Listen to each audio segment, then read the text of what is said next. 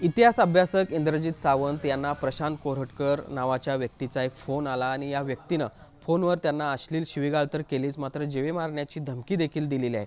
या सगळ्या प्रकारानंतर इतिहास अभ्यासक इंद्रजित सावंत आपल्यासोबत आहेत। नेमकं काय घडलं विचारूयात। काय सांगाल, किती वाजता हा नेमका फोन आला होता, काय नेमकं घडलं, काय त्या व्यक्तीचं नेमकं म्हणणं होतं? बरोबर 12:02 मला व्हॉट्सअपला कॉल आला, व्हॉट्सअप कॉल। मी तो स्वीकारला नाही। त्याच्यावर त्याचं प्रोफाईलसुद्धा आलं, ते मी बघितलं। त्यानंतर लगेचच मला परत माझ्या ह्याच्यावर कॉल आला, मोबाईलवर।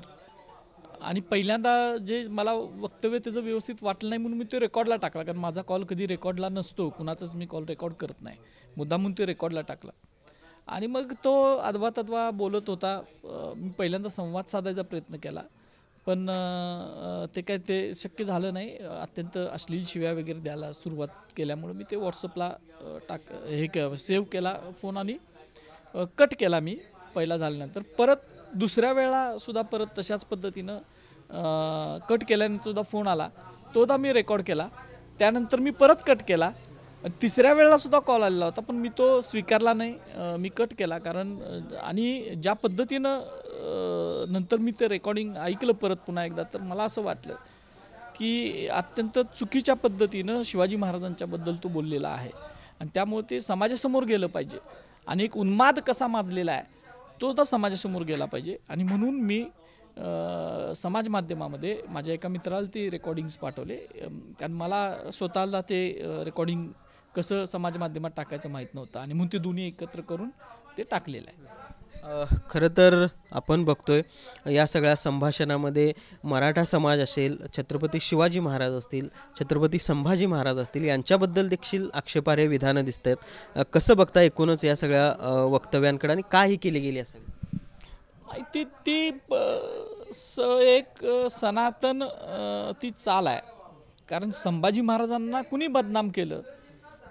संभाजी महाराजांनी हत्तीच्या पायाशी कुणाला दिलं आणि संभाजी महाराजांचा द्वेष कुठला समूह करतोय हे बघितल्यानंतर लक्षात येतं की त्या विशिष्ट मनोवृत्तीतनंच ते वक्तव्य त्यानं केलेलं आहे। आणि खरं एक विष मनातलं त्या व्यक्तीच्या हे बाहेर आलं शिवाजी महाराजांच्या बाबत आणि संभाजी महाराजांच्या बाबत। खरं तर मुख्यमंत्र्यांचा देखील त्या सगळ्यामध्ये उल्लेख आहे, त्यांच्या जातीचा देखील त्यामध्ये उल्लेख केला गेलेला आहे।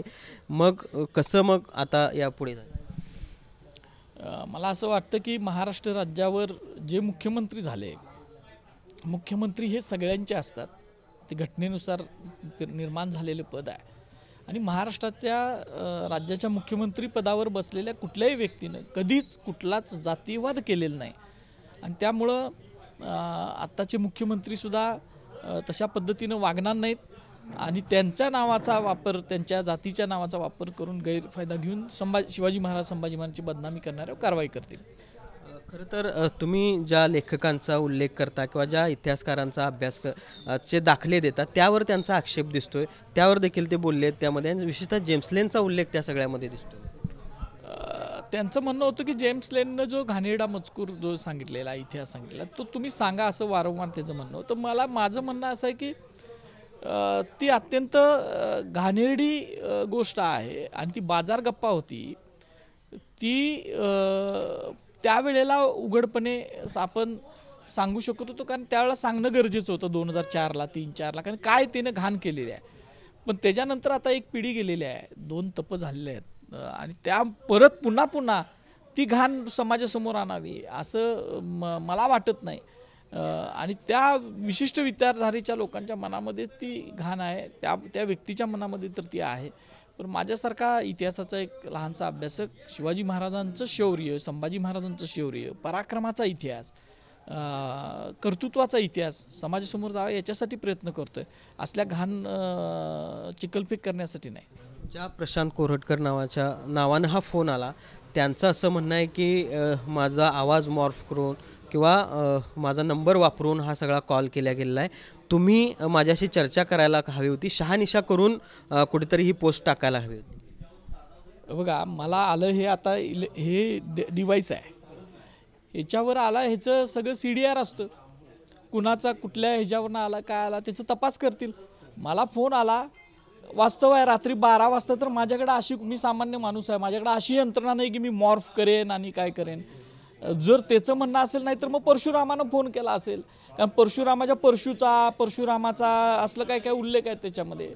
त्यामुळं हे जे काय वक्तव्य आहे जे आता व्यक्तीचं, पोलीस त्याचा तपास योग्य पद्धतीनं करावा पोलिसांनी. पण त्यांचं जे नुसतं फोन नाही केलेला, परत इंस्टाग्रामवर माझ्या विरोधातली पोस्ट टाकले, त्याचा स्क्रीनशॉट काढून ठेवलेला आहे. मी नाही, दुसऱ्याच व्यक्तीला मी सांगितलं, त्यांनी काढून मला पाठवलेलं आहे. आता डिलीट केले म्हणे. आता जे केलं ते छातीठोकपणे सांगायची हिंमतसुद्धा नसणारी व्यक्ती हे आहे. आम्ही सांगतो, मी जो संदर्भ दिला तो मी कधीच मागं घेणार नाही, जे आहे ते मी बोललो. आणि हे आता 4 तासापूर्वी केलेला फोन मी केला नाही, आणि हे तपास करतील ना, गृहमंत्री सक्षम आहेत, करतील तपास. खरं तर अश्लील शिवीगाळ केली, घरी येऊन मारण्याची धमकी दिली, या संदर्भात काय पोलिसांकडे तक्रार करणार आहात किंवा काय तुमची भूमिका असणार? आता समाज माध्यमातून आणि सगळ्या मीडियाच्या माध्यमातून माझं म्हणणं गेलेलं आहे. माझ्या स्वतःच्याबद्दल तर मी काय मला धमकी दिली म्हणून तक्रार करायला काय जाणार नाही आहे, कारण अशा धमक्या दररोज येत असतात. त्याच्याबद्दल काय मी हे करणार नाही. पण शिवाजी महाराजांनी संभाजी महाराजांच्याबद्दल जी काय वक्तव्य केली आहेत, मराठा समाजाबद्दल जी काय वक्तव्य त्यांनी केली आहेत, त्याच्याबद्दल मात्र शासनाने कारवाई केली पाहिजे, याच्यासाठी मी आग्रही राहणार आहे. खरं तर तुम्ही मगाशी म्हणालात की राज्यातल्या प्रमुख व्यक्तींच्या सोबत त्या व्यक्तीचे संबंध दिसत आहेत, फोटो दिसत आहेत. मग अशा परिस्थितीमध्ये कारवाई त्याच्यावर होईल असं वाटतं का? कारण ज्या पद्धतीनं त्यानं मुख्यमंत्र्यांचा उल्लेख केला, विशिष्ट समाजाचा उल्लेख केला. आता आपण फक्त अपेक्षा करू शकतो कारवाई व्हावी, पण सरकार हे सगळ्यांचं आहे, आणि त्यामुळे सरकारमध्ये अनेक समाजाच्या व्यक्ती आहेत, ते आग्रह धरतील आणि त्यांच्यावर कारवाई करतील, एवढी अपेक्षा तर करू शकतो. शेवटचा प्रश्न, छावा चित्रपट आता सध्या उत्स्फूर्त त्याला प्रतिसाद मिळतोय, त्यामधून जी संभाजी महाराजांची जी प्रतिमा सुधारण्याचा प्रयत्न झाला आहे, त्यामुळं कुठेतरी हे सुरू झालं आहे असं वाटतंय का? आणि तो नागपूरमधून फोन येतो, हा योगायोग.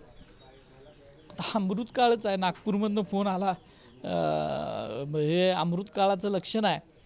आणि तो जो व्यक्ती, त्याची जी प्रोफाईल बघितल्यानंतर ज्या महनीय व्यक्तींच्याबरोबर दिसतो, त्याचा खूप गाढा प्रगाढ, म्हणजे राज्यभवनामध्ये सुद्धा जाऊन तो शेजारी खुर्चीला खुर्ची टाकून बसू शकणारा प्रभावशाली व्यक्ती आहे.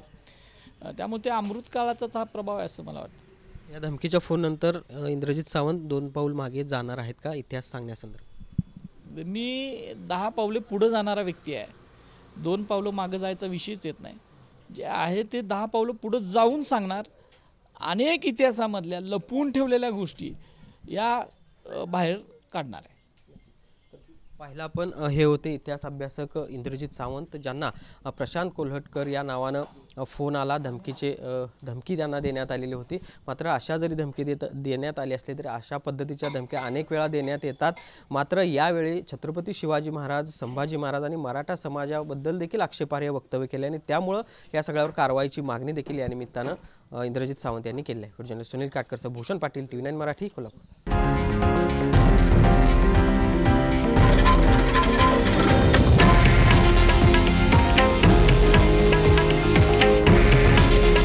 हे आहे देशातील नंबर 1 न्यूज नेटवर्क आणि आपण पाहत आहात TV9 मराठी.